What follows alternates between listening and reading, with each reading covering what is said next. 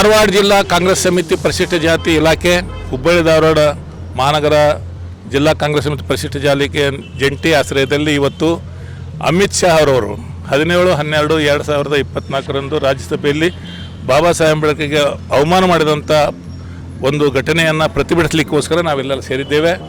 ನಾವು ಈಗ ಜಿಲ್ಲಾಧಿಕಾರಿಗಳ ಮುಖಾಂತರ ಒಂದು ಮನವಿಯನ್ನು ಅರ್ಪಿಸ್ತಿದ್ದೇವೆ ರಾಷ್ಟ್ರಪತಿಯವರಿಗೆ.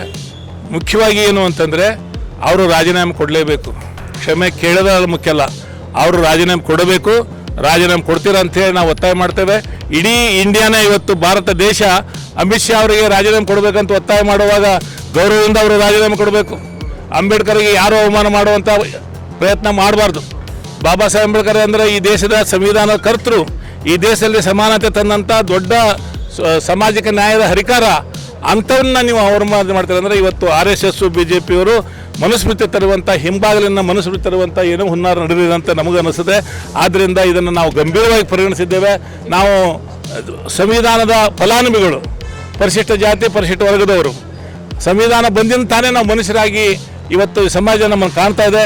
ನಮ್ಮ ಸಂವಿಧಾನ ಕಸ್ಕೊಂಡ್ರೆ, ಮನುಸ್ಮೃತಿಯನ್ನು ಮತ್ತೆ ಜಾರಿ ಬಂದರೆ, ಬಾಬಾ ಸಾಹೇಬ್ ಅಂಬೇಡ್ಕರ್ ಅವಮಾನ ಮಾಡಿದರೆ ನಾವು ಯಾರು ಸುಮ್ಮನೆ ಇರೋಕ್ಕಾಗಲ್ಲ. ಇದು ನಮ್ಮ ಬದುಕಿನ ಪ್ರಶ್ನೆ ಅಂತ ಹೇಳಿ ನಾವು ಮತ್ತೊಮ್ಮೆ ರಾಷ್ಟ್ರಪತಿಯವರನ್ನ ಒತ್ತಾಯ ಮಾಡ್ತೇವೆ.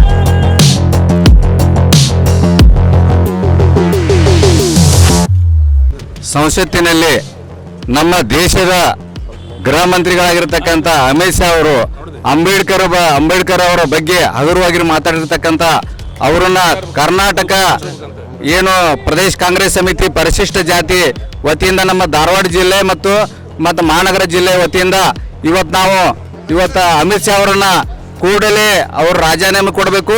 ಅವರು ಅಂಬೇಡ್ಕರ್ಗೆ ಮಾಡಿರ್ತಕ್ಕಂಥ ಅವರ ಅವಮಾನವನ್ನು ಸ್ವತಃ ಅವರೇ ರಾಜೀನಾಮೆ ಕೊಟ್ಟು ಹೊರಗೆ ಬರ್ಬೇಕಂತೇಳಿ ಇವತ್ತು ಸುಮಾರು ನಮ್ಮ ಧಾರವಾಡ ಜಿಲ್ಲೆಯಿಂದ ಸಮಸ್ತ ಪರಿಶಿಷ್ಟ ಜಾತಿ ನಾವು ಅಂಬೇಡ್ಕರ್ ಅವರ ಫಲಾನುಭವಿಗಳು.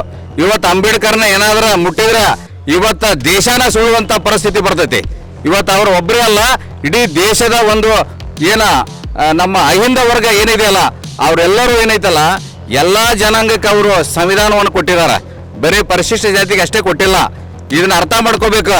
ಇವತ್ತು ಅಮಿತ್ ಶಾ ಅವರೇ 10% ಯಾವುದು ಏನೇ ಇಲ್ಲದ ಹೋರಾಟ ಮಾಡಿದ 10% ಮೀಸಲಾತಿನ ತಗೊಂಡಿದಾರಲ್ಲ ಅದನ್ನ ರಕ್ಷಣೆ ಮಾಡ್ತಕ್ಕಂಥ ಕೆಲಸ ಅವ್ರು ಮಾಡ್ಬೇಕು. ಇವತ್ತು ಅಂಬೇಡ್ಕರ್ ಅವ್ರು ಏನೈತಲ್ಲ ಇವತ್ತು ಪ್ರತಿ ಒಂದು ಸಮುದಾಯಕ್ಕೂ ಕೂಡ ಅವರು ಮೀಸಲಾತಿನ ಕೊಟ್ಟಿರ್ತಕ್ಕಂಥ ಮಹಾಚೇತನ ಅವರು.